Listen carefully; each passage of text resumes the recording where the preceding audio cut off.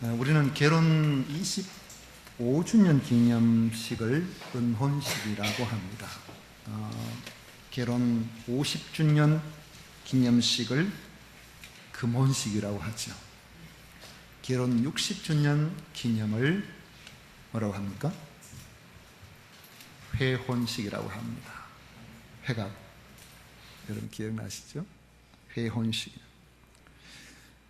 최근 기사에 의하면은 영국의 리틀 우드라는 부부는 1939년에 결혼을 해서 75주년을 행복하게 결혼 생활을 하고 있다고 합니다.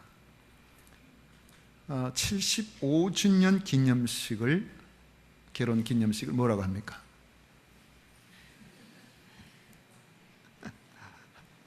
일부 예배 때는 다이아몬드 혼식이라고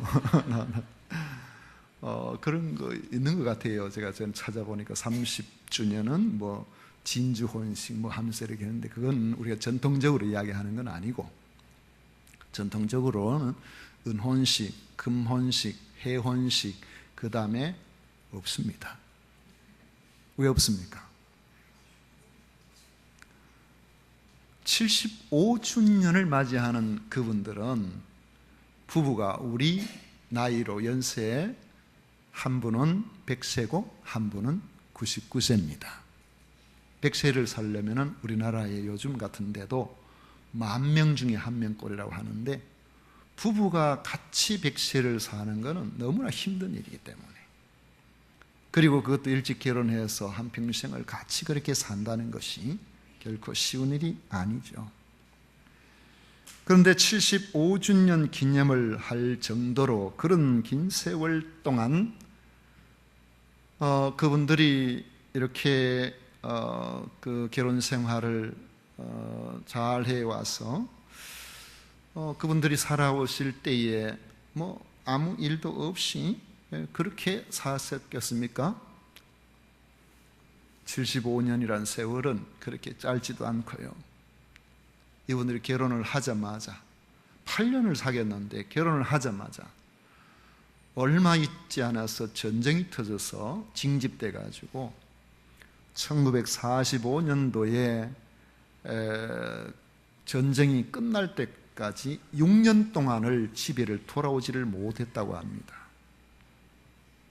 서로 간에 목소리 한번 들어보지 못하고 6년간을 서로 떨어져 있으면서도 한결같이 그렇게 기다리다가 마침내 살아 돌아와서 그 이후에 평생을 지금까지 같이 살아가는 것이죠. 왜 이런 기사가 우리의 마음을 끌겠습니까? 그것은 바로 그들의 만남부터 지금까지의 삶이 한결같기 때문에 그런 것입니다. 요즘 유행어로 말하면은 평생을 의리 있게 산 사람들이, 평생 동안 한결같이 이런 일이 있고 저런 일이 있어도 그러면서도 그들은 이겨내고 견뎌내고 그렇게 살아온 것입니다. 오늘 우리가 읽은 이 본문의 말씀은 하나님과 주 예수 그리스도의 종이라고 자기를 소개하는 야고보가 흩어져 있는 12지파와 같은 그리스도인들에게 시련이 와도 신앙생활에 의리를 지키고 성숙의 기회로 삼으라고 주시는 말씀입니다. 저자인 야고보는 목수 요셉과 마리아의 사이에서 태어난 자녀들 가운데 첫 번째 아들입니다. 그들은 마리아의 슬하에서 예수님과 함께 자랐고, 예수님이 공적 생활을 감당하실 때 예수님이 행하신 그 많은 기적의 역사에도 불구하고 예수님을 믿지 않았습니다. 그러나 부활하신 예수님을 목격한 이후부터는 신실한 믿음이 생겨서 예루살렘 교회의 기둥 같은 인물이 되었습니다. 1절에 야고보가 하나님과 주 예수 그리스도의 종 야고보라고 자신을 소개하고 있는 것을 보면 야고보의 신앙을 알 수 있습니다. 하나님과 주 예수 그리스도의 종 야고보라고 했습니다. 아마 야고보가 그렇게 믿음이 있는 사람이 아니었다면 하나님의 종이요 예수님의 동생인 야고보라고 그렇게 말했을지 모르겠습니다. 그러나 야고보는 하나님의 종이요 주 예수 그리스도의 종이라고 고백하고 있는 것입니다.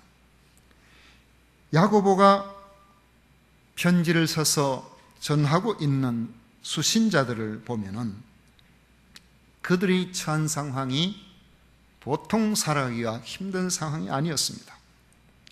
유대교의 대대적인 박해를 피해서 로마 제국 각지로 흩어져서 힘들게 살면서도 믿음을 지키고 살아가고 있던 유대인 출신 그리스도인입니다. 이들의 삶은 한마디로 위험과 고난 그 자체였지만은 거기에 굴복하지 않고 있는 곳에서 믿음을 지켰을 뿐만 아니라 가는 곳마다 복음을 전파하며 하나님 나라를 확장하는 귀한 삶을 살아갔습니다. 그런데 이렇게 좋은 믿음의 삶도 시간이 지나가면서 점점 피로 현상이 발생하기 시작했습니다.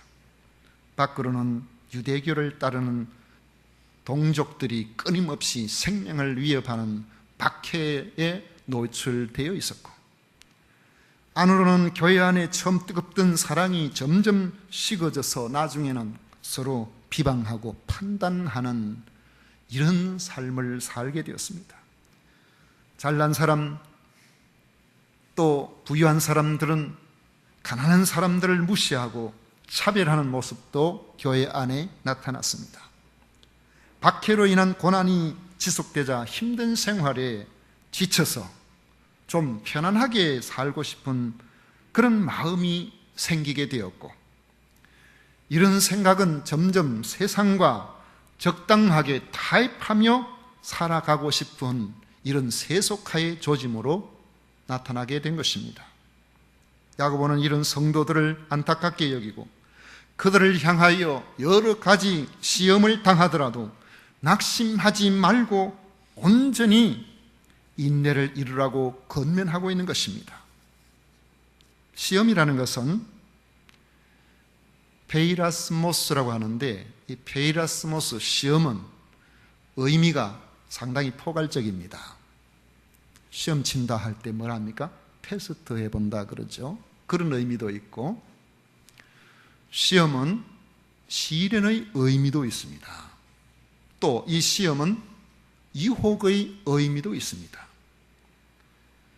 사람을 테스트해 보면은 욕심이나 쾌락에 이끌리는 유혹도 그에게는 시험이 될 수 있습니다.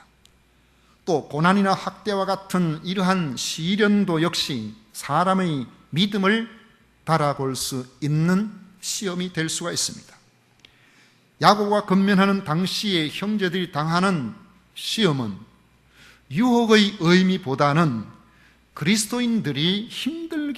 그리스도인으로서 살아가기에 힘들게 하는 여러 가지 시련을 의미합니다.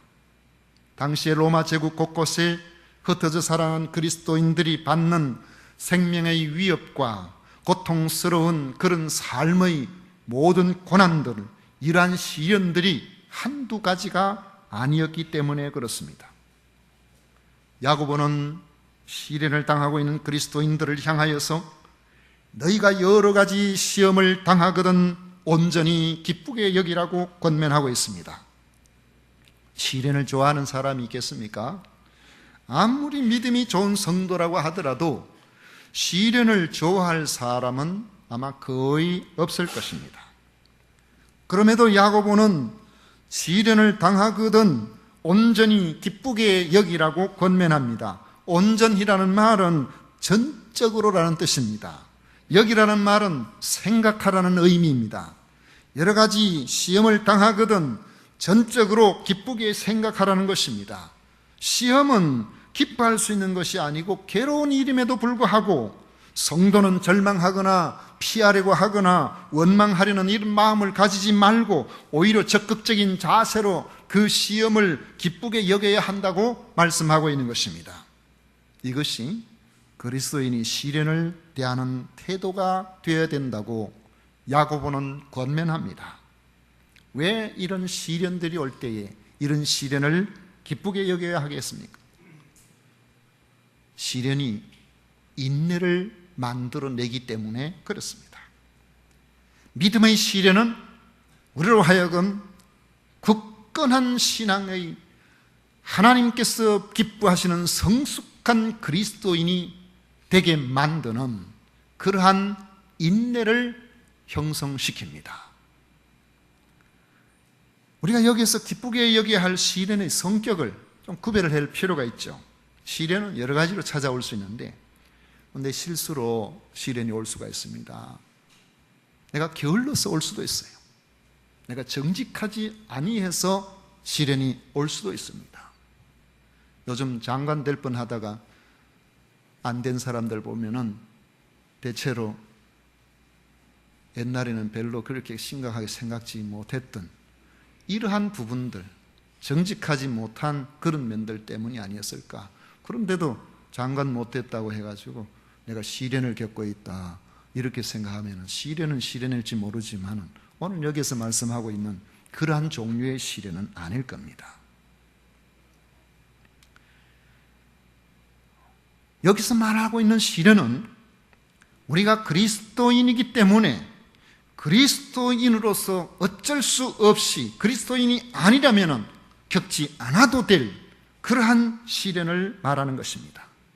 3절 말씀 보십시오. 분명히 너희 믿음의 시련이라고 했습니다. 이러한 믿음을 지키는 일 때문에 오는 시련이라는 것입니다. 이 시련은 범위를 좀 축소하고 있습니다.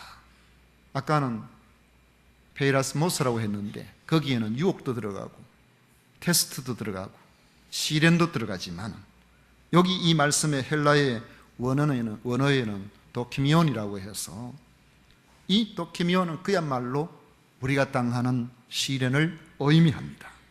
이 도키미온은 금을 녹여서 그 성분이 제대로 되어 있는지를 시험해 보듯이 연단의 의미를 가지는 단어입니다.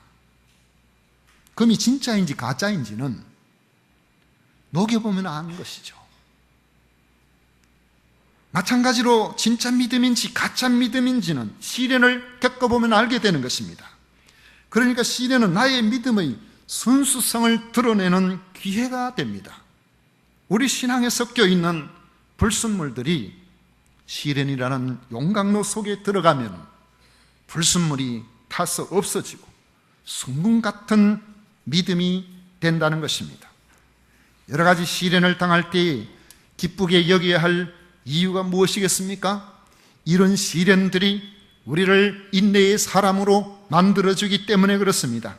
시련 속에서도 주님께서 나를 사랑하셨듯이 나도 주님을 사랑하는 증거는 인내로서 확인이 됩니다. 젊은 청춘 남녀가 죽도록 사랑한다고 그렇게 서로 약속의 반지도 교환하고 이렇게 했었는데 군대 가서 몇 달 되지도 않아서 편지도 안 하고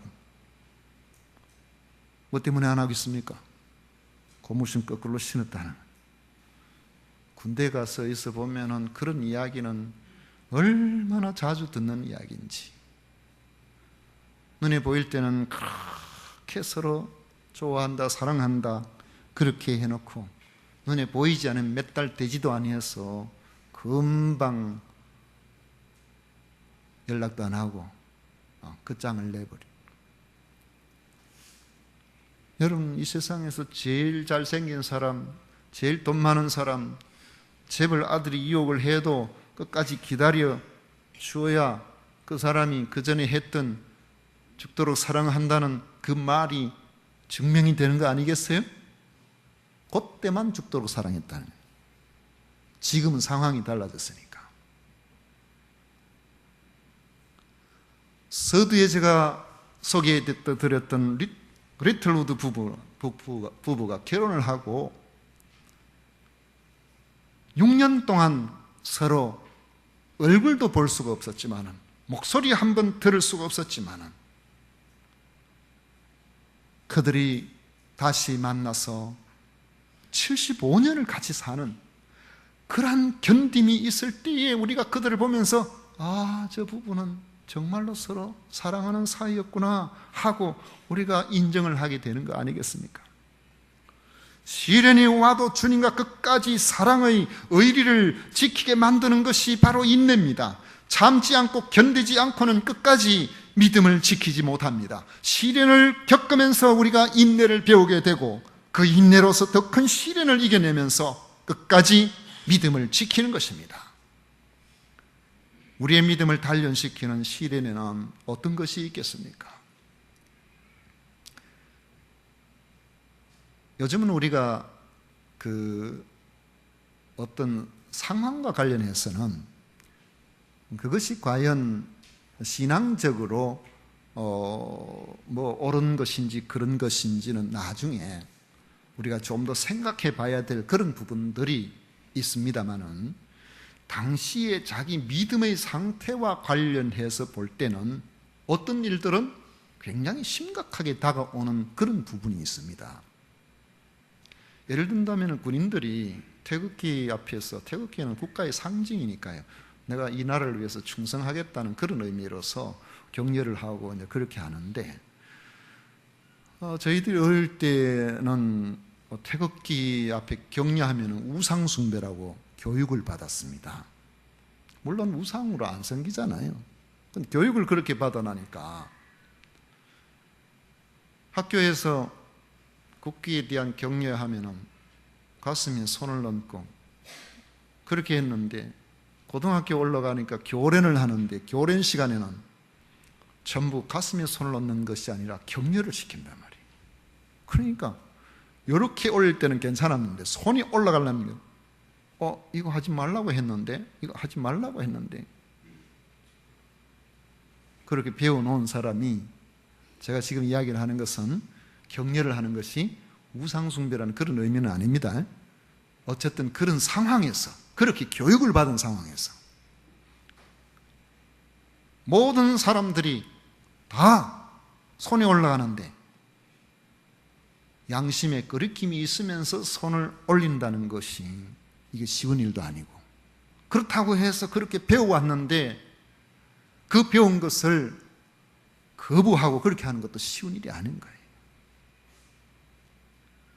여러분, 우리가 시련이라는 것은, 특히 믿음의 시련이라는 것은 이 땅에 살아가면서 생활 전반에 퍼져 있는 우상숭배의 문화와도 상당히 관련이 되어 있습니다.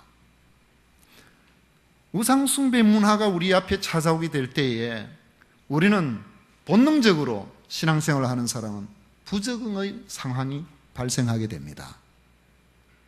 제가 한 번은 예전에 어떤 할아버지, 지금 돌아가셨을 겁니다만, 그분이 교회를 나오신 지 그렇게 오래도 되시지 않고 집사님도 아니고 믿음 생활을 굉장히 성실하게 하신 분도 아닌데, 그분이 저보고 어느 날 하시는 이야기가, 목사님, 그때 연세가 70이 넘었어요. 교회 나오신 지도 몇 년 안 됐는데,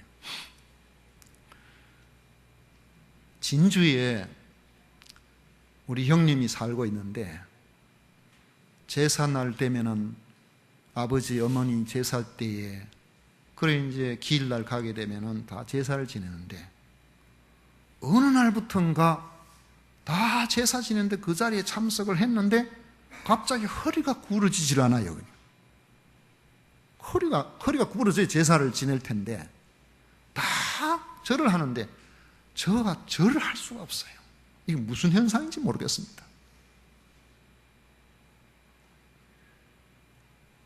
하나님께서 뒤에다가 나무막대기를 받쳐 놓으셨는지, 아니면은 자기의 심적인 상태가 제사 지내는 걸 하나님이 안 기뻐하신다고 그렇게 마음이 들어서 그랬는지는 알 수는 없습니다만은,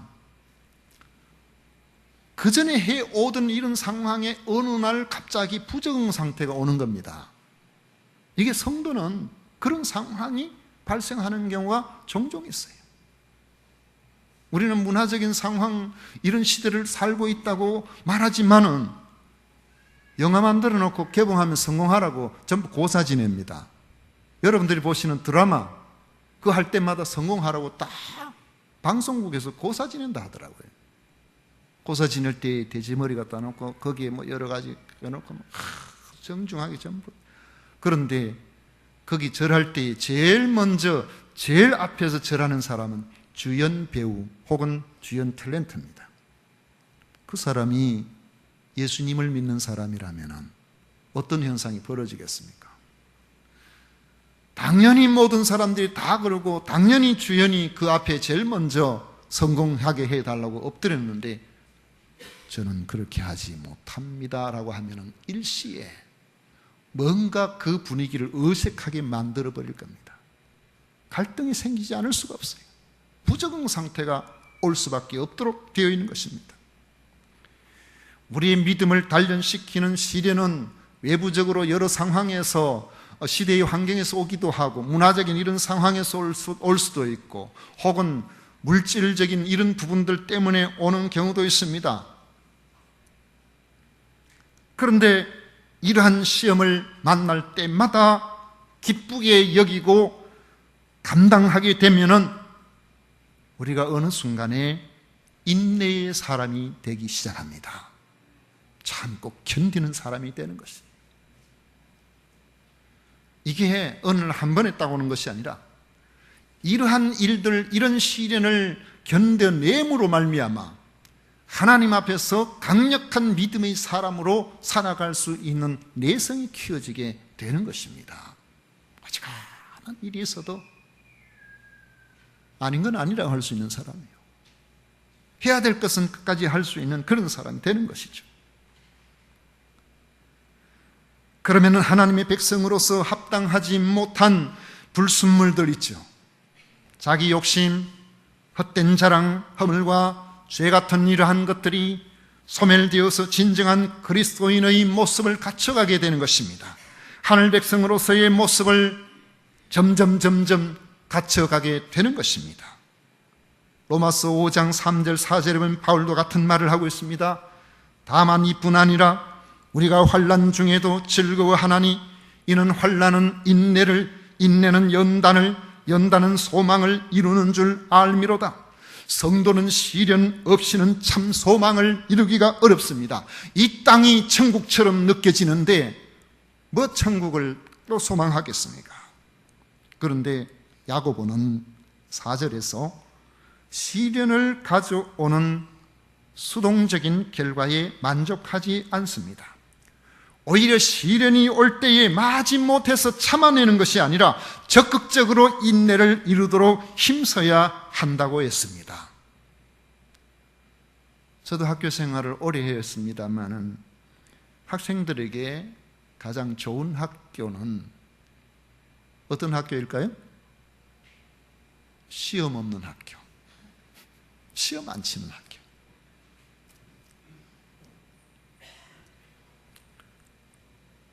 그래서 대안학교들 가운데는 시험 없는 학교들이 제법 많이 있습니다. 제가 아는 그 대안학교를 이렇게 운영하는 그런 데도 압니다만은 그런 학교에 참 우리 아이들을 좀 뭔가 인성을 키워야 되겠다 이렇게 해가지고 중학교부터 보내는 사람도 있고 고등학교 과정에도 보내는 사람이 있는데 보내놓고 후회 많이 하더라고요. 마치고 나니까 갈 대학이 없는 거예요. 시험을 안 치니까 공부를 안 해가지고 인성은 키워졌는지 모르겠는데 갈 데가 없대요. 2002년도에 진주의 명신고등학교에 학생이 450명이 입학했는데 제가 소상히 압니다. 저희 아이가 그때 입학을 했기 때문에 450명이 입학했는데 그때 이제 추천해가지고 그래 들어가지 않습니까? 그래 들어가는데 그 당시에 지원할 때에 1지망, 2지망, 3지망 이래가지고 될 수 있으면 일지망한 학생들을 우선적으로 그 학교에 넣어주도록 그렇게 했죠. 그런데 2002년도에 명신고등학교에 입학한 학생 450명 가운데서 일지망한 학생 알아보니까 50명밖에 안 돼요. 나머지 400명은 다른 데 일지망했는데 안 돼가지고 삐끄러져가지고 일이 들어온 거예요. 그 온 50명도 너는 어떻게 해서 명신고등학교 일지망을 내서, 그러니까 우리 아빠가 시켰어요. 형이 다니니까 여기저기 다니면은 내가 힘들다고 태워주기도 좋고 이러니까 그거 어떡해야 된다고. 지가 원해가지고 명신 지망한 게 아니라는 거죠. 무엇 때문에 그 학교를 기피했겠습니까? 당시의 교육부 방침이 모의고사 치지 마라. 중간고사하고 그냥 기말고사 그것만 치고 모의고사 치지 마라. 서로 경쟁관계에 있던 동명고등학교는 사립학교가 돼가지고 그래서 좋은 학교 배출 많이 하려고 뭐 하기나 말기나 막 벌금을 물든 어쨌든 간에 매달마다 시험 치고 매달마다 모의고사 치고 이렇게 했는데 이쪽에는 공립인가 못해가지고 그 앞에 있는 선생님들이나 교장 선생님들이 불이익을 당하기 때문에 교육부 시책에 충실하게 시험을 안 쳤던 거예요. 그 당시에 평균 점수가 10점만 차이가 나도 상위권에는 아주 당락의 문제가 심각한데 동명하고 명신이 그때 제가 듣기로는 평균 점수가 30점 이상의 차이가 났대요. 그러니까 부모들이 이 사실을 알고는 명신을 안 보내려는 거예요. 대학 못 들어간다고. 자, 뭐 동명, 일지망 너 어디서 했네? 동명. 일지망 너 동명. 우리 아들도 일지망 동명했습니다. 떨어졌어요. 이지망으로 들어왔어요. 집에 와서 뭐 울더라고. 야, 왜 그러냐고. 이제 큰일 났다. 근데 그 해에 정년이 가까우는 어떤 교장 선생님이 오셨는데 그 교장 선생님이 내야 이제 뭐 나갈 것밖에 더 하겠냐고, 걱정하지 마라. 선생님들 내가 책임지고 내가 다 모든 거 책임질 테니까 모의고사하고 뭐하고 다 해라. 아이들 실력을 키워놔야지 우리 학교가 그래도 많이 학생들이 오려고 하지 않겠냐. 해놔라. 그 해에 똑같이 했어요. 양학교가 모의고사 치고 뭐하고 다 했어요. 연말 돼서 평균 점수가 나왔는데 그 학교나 같이 나왔어요. 1년 만에 실력이 시험을 쳤다면 1년 만에 같이 올라와 버려요. 시험이 없으면 편하지만은 시험이 없으면 실력도 없게 된다는 거예요.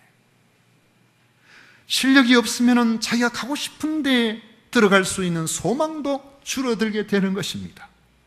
우리의 신앙의 실력도 그런 것입니다. 그냥 편하게 적당하게 되는 대로 내가 원하는 대로 그렇게 믿게 되어지면 우리가 결정적인 순간에 우리의 삶에 신앙의 실력이 부족하게 되어서 이러한 유혹이 오고 저러한 시련이 올 때에 우리는 거기에 이겨내지를 못하고 넘어지게 되고 우리의 소망도 약화되게 되어 있는 것입니다. 그러므로 소망이 가득한 신앙은 시련을 통해서 이루어진다는 사실을 알아야 됩니다. 시련은 인내는 단련은 바라는 바 소망을 이루고야 말기 때문에 그렇습니다.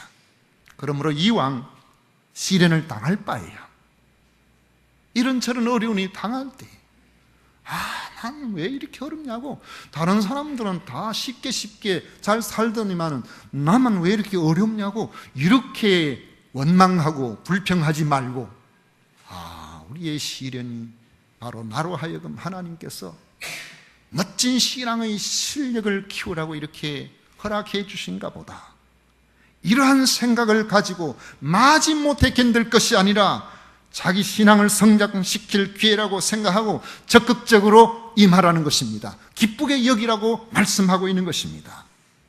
야고보는 성도들을 향하여 시험이야말로 우리의 신앙을 성숙시켜 나가는 기회이므로 시험을 만나거든 흔들리거나 절망하지 말고 적극적으로 임하여서 부족함이 없는 성숙한 신앙이 되도록 권면하고 있습니다.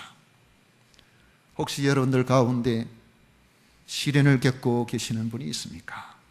사탄은 그 시련을 통해서 우리를 넘어뜨릴 기회로 삼지만은 하나님께서는 그 시련을 통해서 우리를 성숙시킬 기회로 삼으시는 줄 믿으시기를 바랍니다.